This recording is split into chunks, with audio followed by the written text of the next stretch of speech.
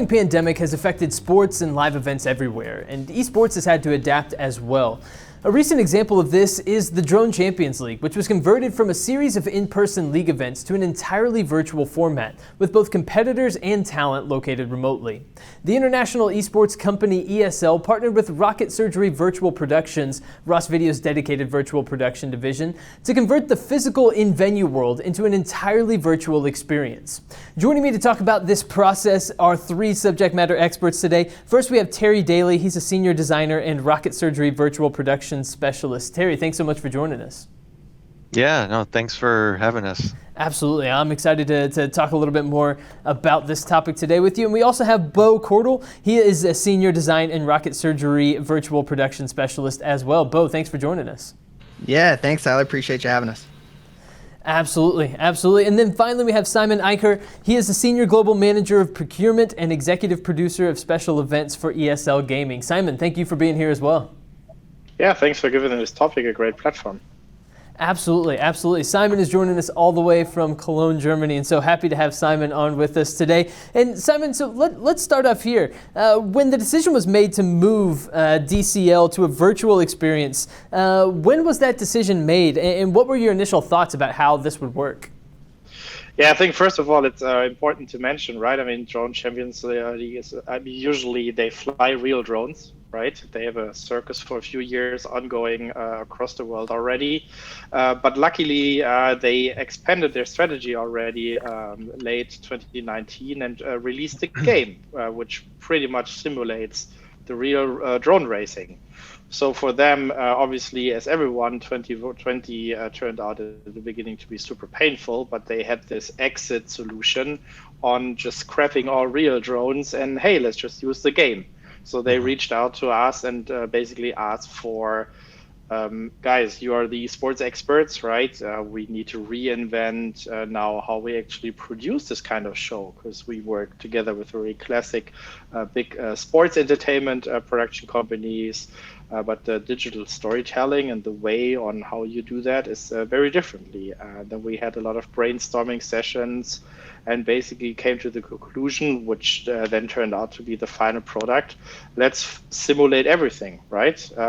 Let's not try to create something with multiple pips or other stuff. Let's fully transition the venue, which is the game, the commentators, which then also are in the game, to become one and really melt it and merge it together into what we feel a really good replica in that sense of a real event. Yeah. So Terry, how did you tackle that challenge of moving everything that was, previously in person, right, or a physical world? How did you make all of that digital? Tell me how that process went.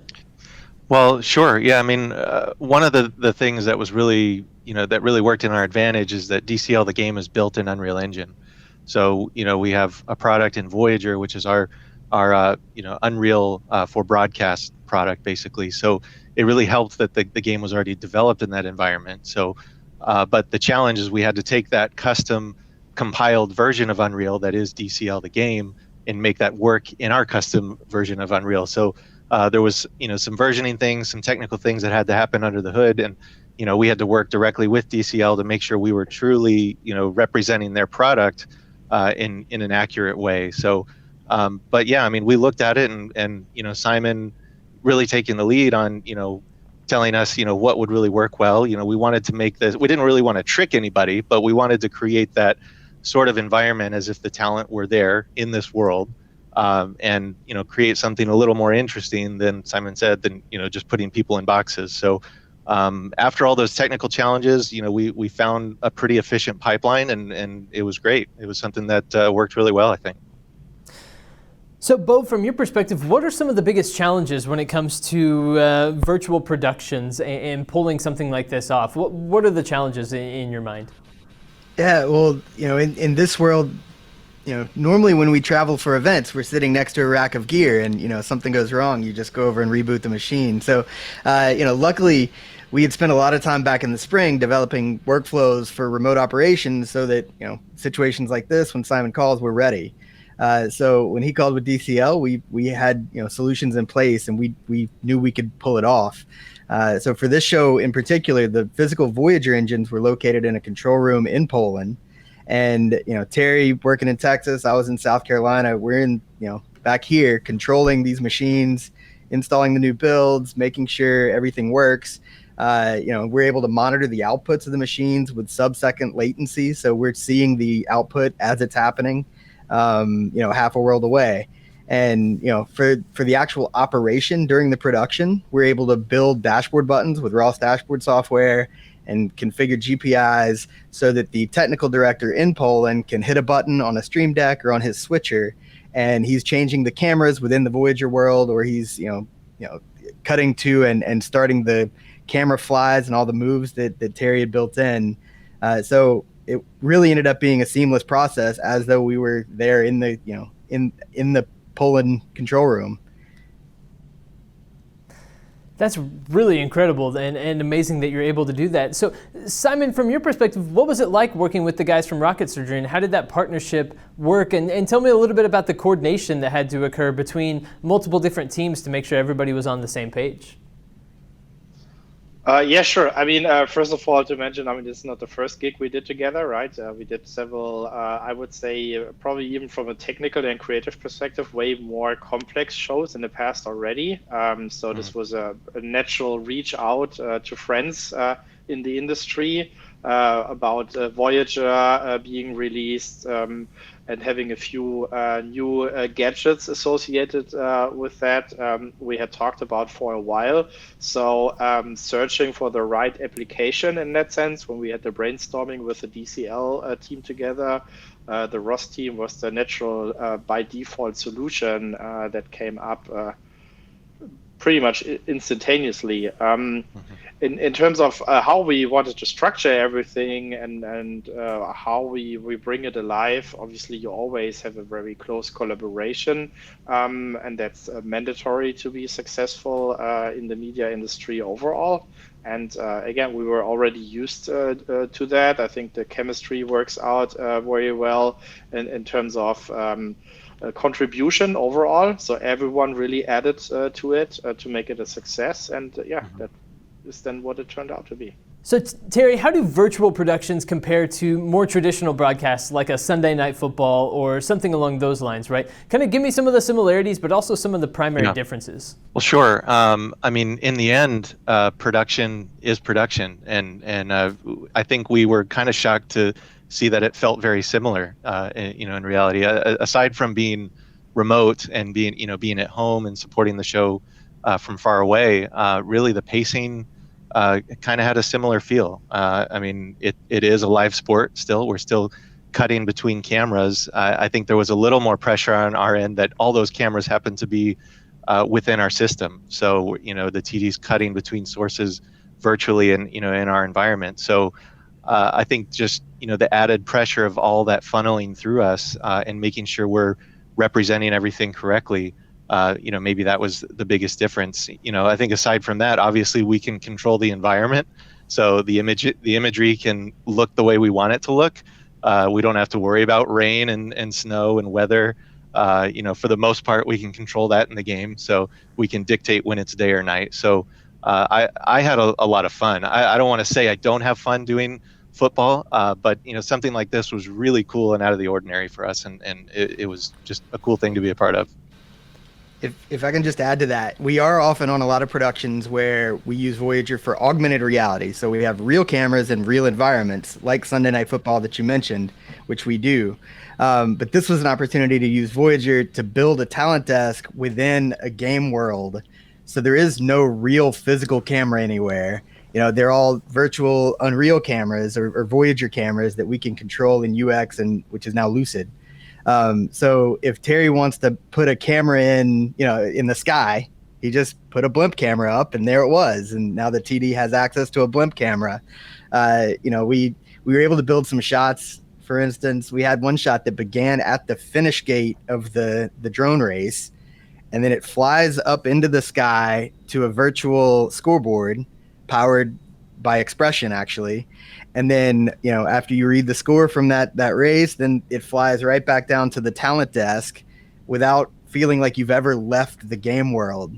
So you get to do some things that you couldn't do in real life because, if you want a camera, you just make one and just throw it in there and control it with UX and Lucid, and it just works. So you have a lot more flexibility than you do in real life. It was a lot of fun to work on. That's really incredible. So, Simon, do you foresee more events being done this way because of the success of how things went with Drone Champions League and some of the other successful partnerships that you've had with the rocket surgery guys in the past? Do you think that more and more events could be done this way, and do you think that could be a trend that we'll see in the future? I think it makes sense to a certain degree, probably by nature. Yeah. I mean, you can see obviously currently everyone, due to the pandemic, everyone is seeking virtual solutions to compensate the real world. But I think here you really have the advantage that you can use the game, which is somewhat a little bit an isolated element as its own environment in a broadcast, to really extend this beyond just being the field of play. Right, which we actually did here with DCL.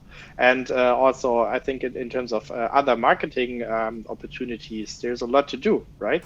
For example, DCL is based in Liechtenstein, where also one of the host cities, basically Liechtenstein, was present.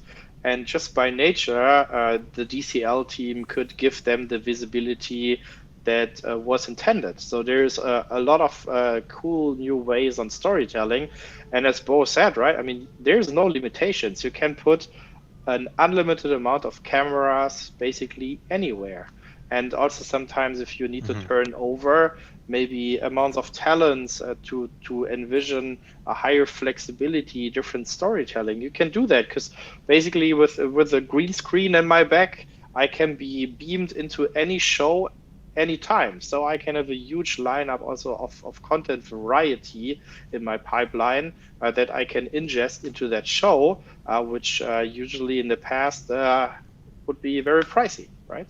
So Simon, given the success of Drone Champions League and how well you guys have done on this project, and also your ongoing partnership with the rocket surgery guys, do you feel like this could be an ongoing trend? Will you see more events going to a virtual production type style the way that you did with this event? I think currently with the pandemic, it's very natural to have that need of virtual solutions, virtual environments.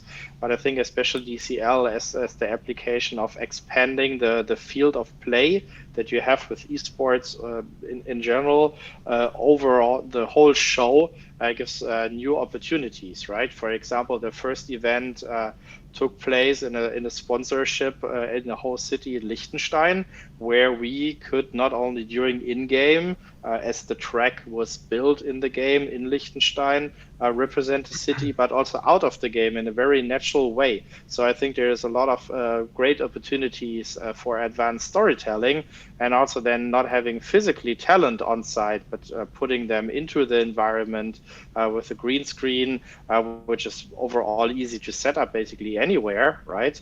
You can also have maybe a new amount of variety of talent that is being present.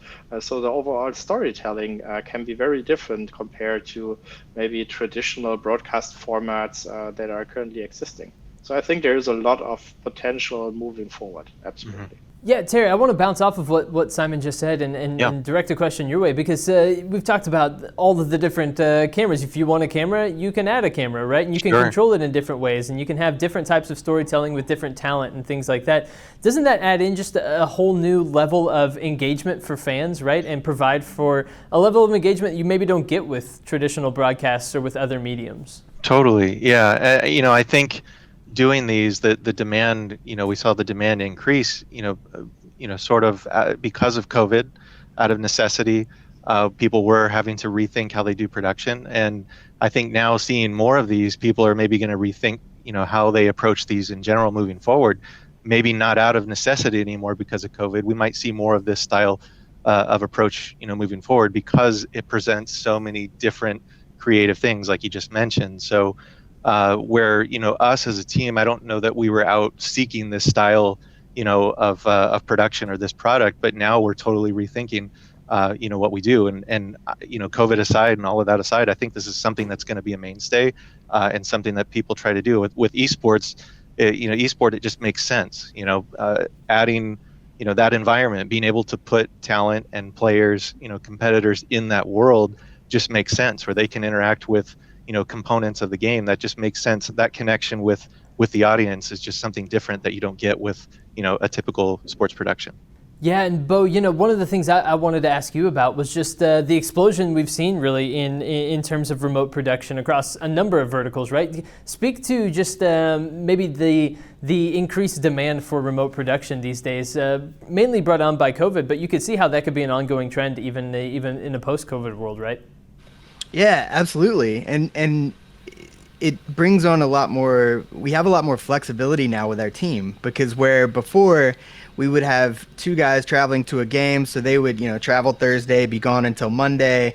Well, now with the way that we're able to do remote operations that we weren't in the past, that same person on our crew is able to do 3 different events in those 3 days. So literally we're logging in to one computer in Connecticut on Saturday morning to do a mainstream show, and then logging into a different computer on Sunday to do a different show. And it's, we're able to have a lot more flexibility and to pull off a lot more events than we ever would have before with the same amount of crew. Yeah, it's absolutely incredible, and I've loved getting a chance to talk to you guys a little bit more today about what you did for Drone Champions League and all the different capabilities that you have utilizing Voyager and the tools that it can provide. And so, Terry, Bo, and Simon, thank you guys so much for joining me here on the video today and chatting about this.